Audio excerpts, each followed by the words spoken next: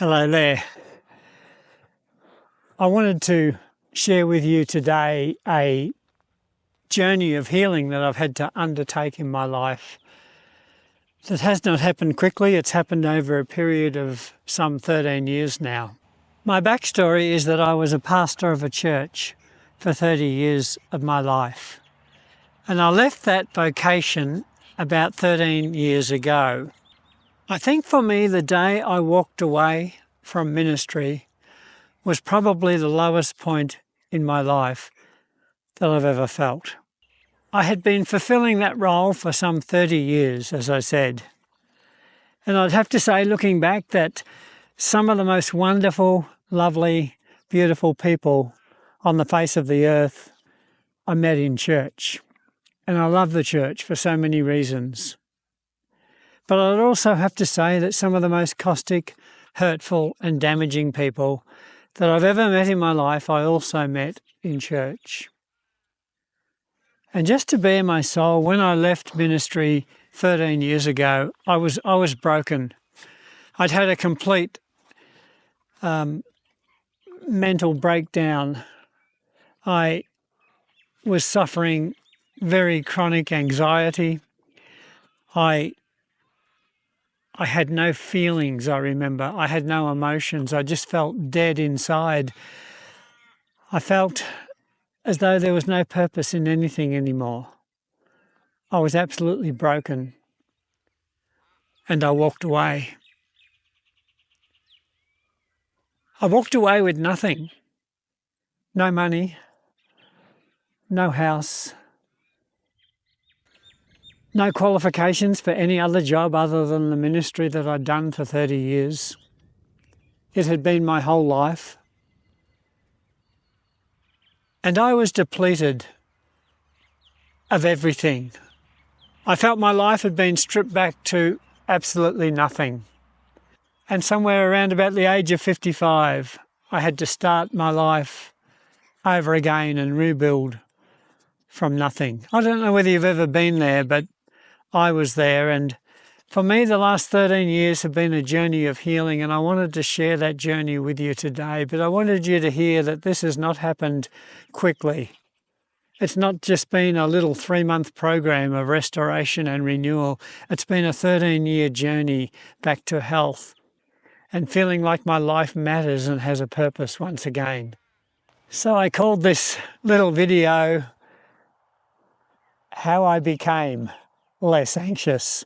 I wanted to find a title that reflected the fact that I haven't arrived, that I haven't reached perfection yet. Does that surprise you?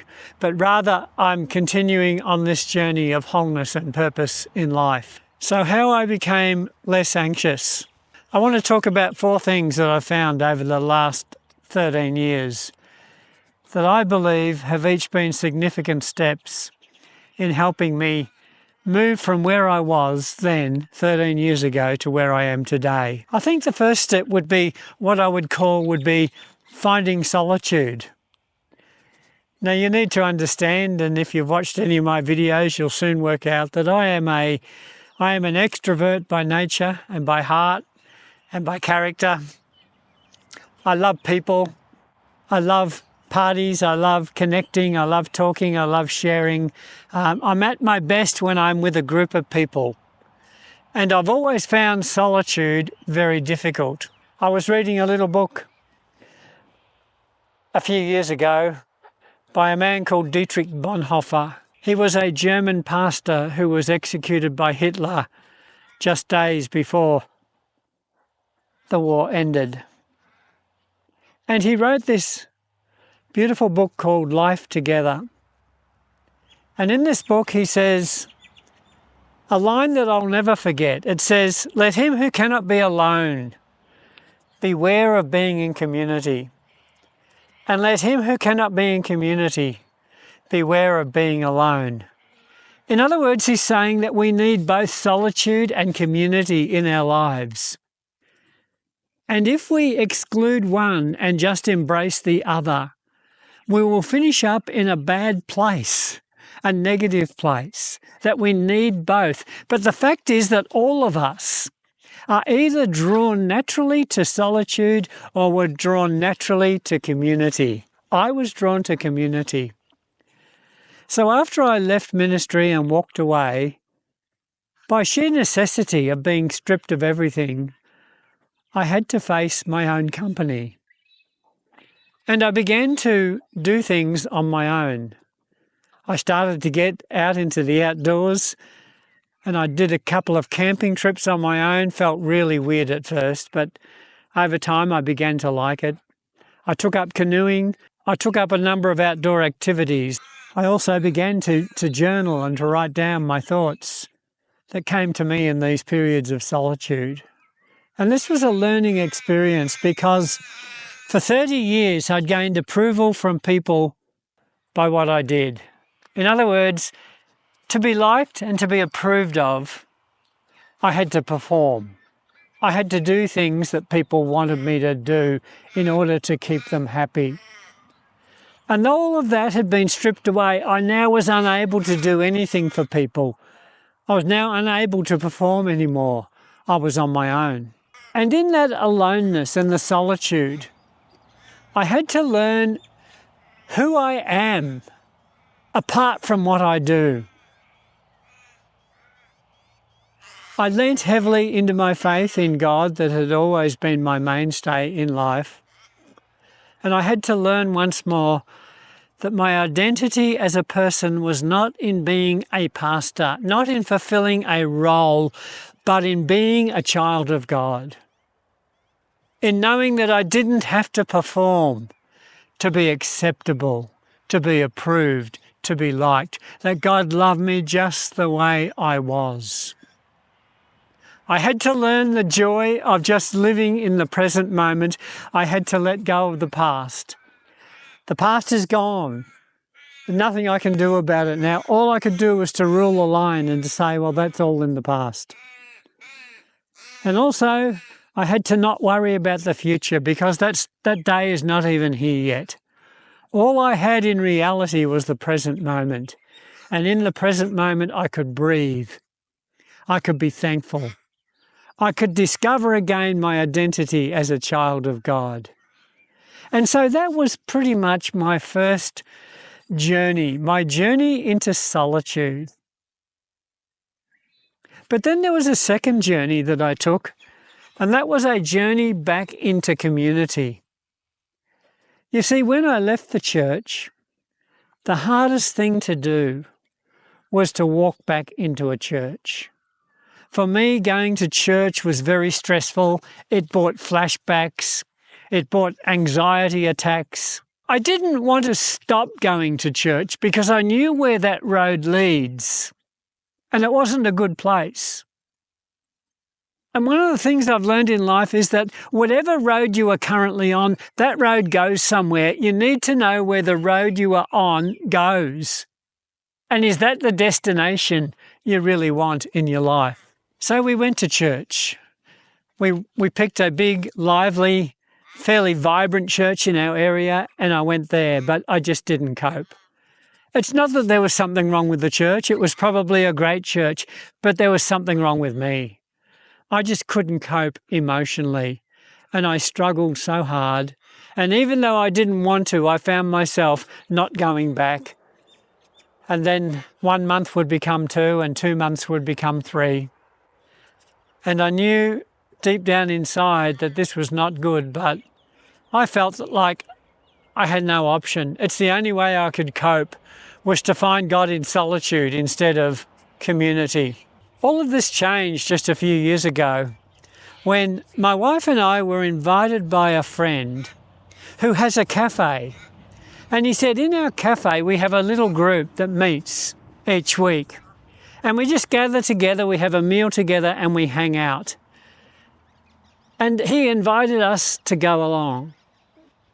And so I thought that sounds harmless enough. So we went. And the moment we walked in the door of that little cafe, we were immediately welcomed with open arms. We were offered a seat at the table and a bowl of food to eat. And then we were treated as though we had been there for years. And in that little group, we found community. In that little group, we found friendship and closeness and support. We found genuine love. And that group became our lifeline in so many ways. And to this day, we remain very committed to that little group of people. I guess it's in essence what you would call a house church. But we have no buildings. We have no programs. We have no staff. We have no positions, no titles. We have no budget, no offerings. All we have is each other. We hang out, we listen to one another, we get to know one another, and we find joy in being together. And that, for me, that little group has been life-giving, and it's been part of my journey back to health. So first of all, I had a journey into solitude, but then a journey into community. But then in more recent days, there was a third journey that has taken place, and that's been the journey into health. And this began for me just early this year, so it's a fairly recent journey. But after going to the doctor and discovering that I was overweight, I had high blood pressure, I had a fatty liver, I was on the verge of being called a diabetic, I had heart disease. It was a bit of a wake-up call, and so you've heard the story before if you've listened to my videos, but the end of the story is that I began the Carnivore Diet, where I only eat meat. And that for me was a radical change in my whole approach to diet and to lifestyle. And like many people, I discovered that not only did I lose significant weight, I've lost about 45 pounds, over 20 kilos in weight.